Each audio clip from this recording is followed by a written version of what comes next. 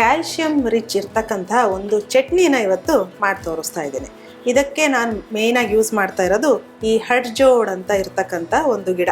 ಹಡ್ಜೋಡ್ ಅಂತ ಹಿಂದಿನಲ್ಲಿ ಹೇಳಿದರೆ ಇದಕ್ಕೆ ಕನ್ನಡದಲ್ಲಿ ಅಸ್ಥಿ ಶೃಂಖಲ ಅಂತ ಹೇಳ್ತೀವಿ.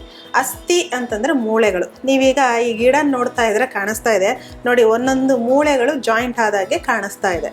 ಸೊ ಇದರಲ್ಲಿ ಇರ್ತಕ್ಕಂಥ ಒಂದು ಮೇಯ್ನ್ ಆ್ಯಕ್ಟಿವ್ ಪ್ರಿನ್ಸಿಪಲ್ ಏನು ಅಂತಂದರೆ ಕ್ಯಾಲ್ಶಿಯಂ ಆಕ್ಸಲೇಟ್ ಅಂತ. ಸೊ ನಮ್ಮಲ್ಲಿ ಏನು ಕೊರತೆ ಇದೆ ಕ್ಯಾಲ್ಶಿಯಮ್ದು ಅದನ್ನು ಇದು ನಿವಾರಿಸುತ್ತೆ. ಸೊ ಇದನ್ನು ನಾವು ದಿನ ತಗೊಳ್ಬೋದಾ ಅಂತಂದರೆ ದಿನ ತಗೊಳ್ಳೋ ಅವಶ್ಯಕತೆ ಇಲ್ಲ. ಇಲ್ಲಿ ನಿಮಗೆ ಕಾಣಿಸ್ತಾ ಇದೆಯಲ್ಲ ಎಳೆ ಪಾರ್ಟ್ ಏನಿದೆ ಇದನ್ನು ನೀವು ಕಿತ್ತು ಈ ಕೊತ್ತಂಬರಿ ಸೊಪ್ಪು ಥರ ಚಟ್ನಿಗೋ ಅಥವಾ ಈಗ ದೋಸೆಗೋ ಅಥವಾ ಪಲ್ಯಕ್ಕೋ ನಾವು ಇದನ್ನು ಯೂಸ್ ಮಾಡ್ಬೋದು. ಸ್ವಲ್ಪ ಯೂಸ್ ಮಾಡಿದ್ರೆ ಸಾಕು, ಇಷ್ಟುದ್ದ ಕಡ್ಡಿ ಯೂಸ್ ಮಾಡಿದ್ರೆ ಸಾಕು, ನಿಮಗೆ ಬೇಕಾಗಿರ್ತಕ್ಕಂಥ ಕ್ಯಾಲ್ಶಿಯಂ ಇದರಿಂದ ಸಿಗ್ತಾ ಹೋಗುತ್ತೆ. ಆದರೆ ಯೂಸ್ ಮಾಡಬೇಕಾದ್ರೆ ಒಂದು ವಿಷಯ ನೀವು ಗಮನದಲ್ಲಿ ಇಟ್ಕೊಳ್ಬೇಕು. ಇದನ್ನು ಹುಣಸೆ ಹುಳಿನಲ್ಲಿ ನೀವು ಮಿನಿಮಮ್ ಅಂದ್ರೂ ಒಂದು 30 ನಿಮಿಷ ನೆನೆಸಿಟ್ಟಿರಬೇಕು. ನೆನೆಸಿಟ್ಟು ನಂತರ ತುಪ್ಪದಲ್ಲಿ ಹುರಿದು ಇದನ್ನು ಯೂಸ್ ಮಾಡಬೇಕಾಗತ್ತೆ. ಮಂಗಾರ ಬಳ್ಳಿ ಚಟ್ನಿಗೆ ಬೇಕಾಗಿರುವಂತಹ ಸಾಮಗ್ರಿಗಳು: ಮಂಗಾರ ಬಳ್ಳಿ, ಉದ್ದಿನಬೇಳೆ, ಜೀರಿಗೆ, ಬೆಳ್ಳುಳ್ಳಿ, ಕೊಬ್ಬರಿ ತುರಿ, ಕರಿಬೇವು, ಒಣಮೆಣಸಿನಕಾಯಿ, ಹುಣಸೆ ಹುಳಿ, ಸಾಸಿವೆ, ತುಪ್ಪ, ಉಪ್ಪು. ಕ್ಯಾಲ್ಶಿಯಂ ಚಟ್ನಿ ಅಥವಾ ಮಂಗಾರ ಬಳ್ಳಿ ಚಟ್ನಿ ಹೇಗೆ ಮಾಡೋದು ಅನ್ನೋದನ್ನು ತೋರಿಸ್ಕೊಡ್ತೀನಿ. ಈ ಚಟ್ನಿಗೆ 1 ಚಮಚದಷ್ಟು ಉದ್ದಿನಬೇಳೆನ ರೋಸ್ಟ್ ಮಾಡ್ಕೊಳ್ಳೋಣ. ಈ ಉದ್ದಿನ ಬೇಳೆ ಕೂಡ ಮೂಳೆಗಳನ್ನ ಗಟ್ಟಿ ಮಾಡೋದಕ್ಕೆ ಸಹಾಯ ಮಾಡುತ್ತೆ. ಈ ಉದ್ದಿನ ಹಿಟ್ಟನ್ನ ಒಗ್ಗರಣೆ ಹಾಕಿ ಅದನ್ನ ಕೂಡ ತಿಂತಾರೆ. ಈಗ ಹೇಗೆ ನಾವು ಇಡ್ಲಿ ದೋಸೆ ಮಾಡ್ತೀವಿ ಅದೇ ರೀತಿ ಈ ಫ್ರ್ಯಾಕ್ಚರ್ ಆದಾಗ ಈ ಉದ್ದಿನ ಹಿಟ್ಟನ್ನ ಅಲ್ಲಿ ಹಾಕಿ ಕಟ್ಟುತ್ತಾರೆ. ಅದ್ರಲ್ಲಿ ಕೂಡ ಫ್ರ್ಯಾಕ್ಚರ್ ಅಂಶನೂ ಕಡಿಮೆ ಆಗಲಿ ಅಂತ. ಇನ್ನು ಈ ಮಂಗಾರ ಬಳ್ಳಿ ಉದ್ದಿನ ಬೇಳೆ ಸೇರಿದ್ರಂತೂ ಅಂದರೆ ಮೂಳೆಗಳ ರೋಗನ ಕಡಿಮೆ ಮಾಡೋದ್ರಲ್ಲಿ ಡೌಟೇ ಇಲ್ಲ ಅನಿಸುತ್ತೆ. ಹೌದು. ಮತ್ತು ಹೆಣ್ಮಕ್ಳು ದೊಡ್ಡವರಾದಾಗ ಫಸ್ಟ್ ಟೈಮ್ ಪೀರಿಯಡ್ ಶುರುವಾದಾಗ ಮೆನಾರ್ಕೆ ಅಂತ ಹೇಳ್ತೀವಿ, ಆ ಟೈಮ್ನಲ್ಲಿ ಈ ಉದ್ದಿನ ಬೇಳೆ ಹಲ್ವಾ ಸಮೇತ ಮಾಡಿಕೊಡ್ತಾರೆ. ಉದ್ದಿನ ಬೇಳೆ ಲಡ್ಡು ಇರ್ಬೋದು ಅಥವಾ ಅದ್ರದ್ದು ಹಲ್ವಾ ಮಾಡಿಕೊಡ್ತೀವಿ. ಯಾಕೆ ಅಂತಂದರೆ ಬೋನ್ ಗಟ್ಟಿಯಾಗಲಿ, ಮೂಳೆ ಗಟ್ಟಿಯಾಗಲಿ, ಕ್ಯಾಲ್ಶಿಯಂ ಡಿಫಿಷಿಯನ್ಸಿ ಮಗುಗೆ ಕಾಣಿಸ್ಕೊಳ್ಳದೆ ಇರಲಿ ಅನ್ನೋ ರೀಸನ್ಗೆ.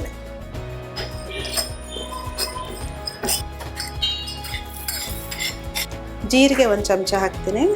ಜೀರಿಗೆ ಹುರ್ಕೊಳ್ಳೋಣ. ಆಗಲೇ ಡಾಕ್ಟರ್ ಅರ್ಚನಾ ಅವ್ರು ಹೇಳಿದಾಗೆ ನಿಮಗೆ ಕ್ಯಾಲ್ಶಿಯಂ ಅಬ್ಸಾರ್ಪ್ಷನ್ ಹೊಟ್ಟೆನಲ್ಲಿ ಆಗಬೇಕು ಅಂದರೆ ನಿಮ್ಮ ಜೀರ್ಣಕ್ರಿಯೆ ಸರಿ ಆಗಬೇಕು. ಸೊ ಜೀರ್ಣಕ್ರಿಯೆಗೆ ಸರಿ ಮಾಡುವಂತಹ ಜೀರಿಗೆನ ಈಗ ಸ್ವಲ್ಪ ಡ್ರೈ ರೋಸ್ಟ್ ಮಾಡ್ಕೊಳ್ಳೋಣ. ಸ್ವಲ್ಪ ಒಂಚೂರು ಬೆಚ್ಚಗಾದರೂ ಸಾಕು.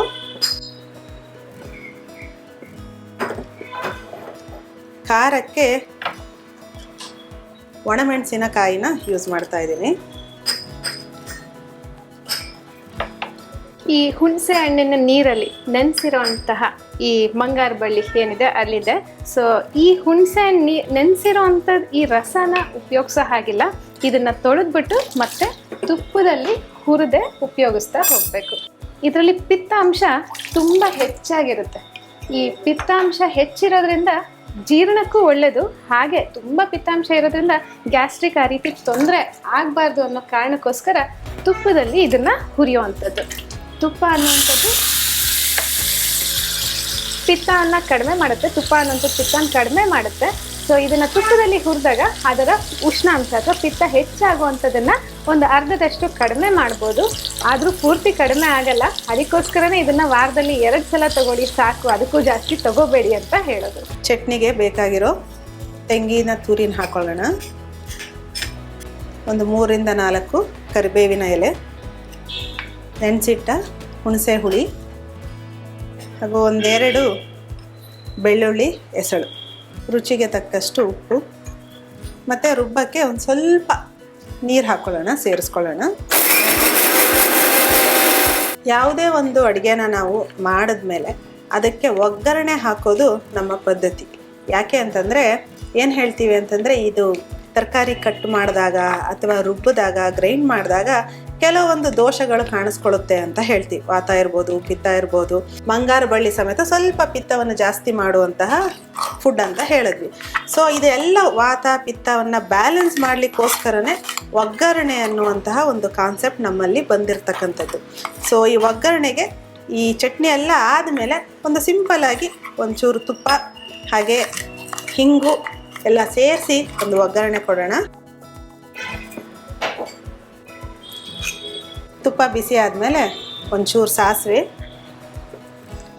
ಸಿಡಿತಿದೆ, ಉದ್ದಿನಬೇಳೆ ಹಾಕ್ತಾಯಿದ್ದೀನಿ, ಈ ಒಂದೆರಡು ಕರಿಬೇವು,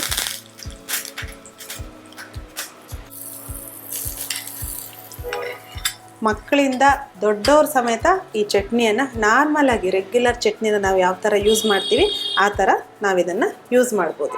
ಚಪಾತಿ, ದೋಸೆ, ಇಡ್ಲಿ ಎಲ್ಲದಕ್ಕೂ ಉಪಯೋಗಿಸ್ಬೋದು.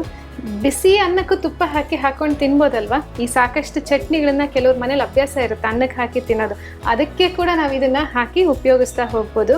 ಸೊ ಈ ಮಂಗಾರು ಬಳ್ಳಿ ಚಟ್ನಿ ಕ್ಯಾಲ್ಶಿಯಂ ಅತಿ ಹೆಚ್ಚಾಗಿರುವಂಥ ಚಟ್ನಿ, ಅದರಲ್ಲೂ ನಮ್ಮ ದೇಹ ಜೀರ್ಣಶಕ್ತಿ ಹೆಚ್ಚು ಮಾಡಿ ಜೊತೆಗೆ ಆ ಕ್ಯಾಲ್ಶಿಯಂ ಅಬ್ಸಾರ್ಬ್ ಆಗೋದಕ್ಕೆ ಸಹಾಯ ಮಾಡುತ್ತೆ ಈ ಮಂಗಾರು ಬಳ್ಳಿ ಚಟ್ನಿ.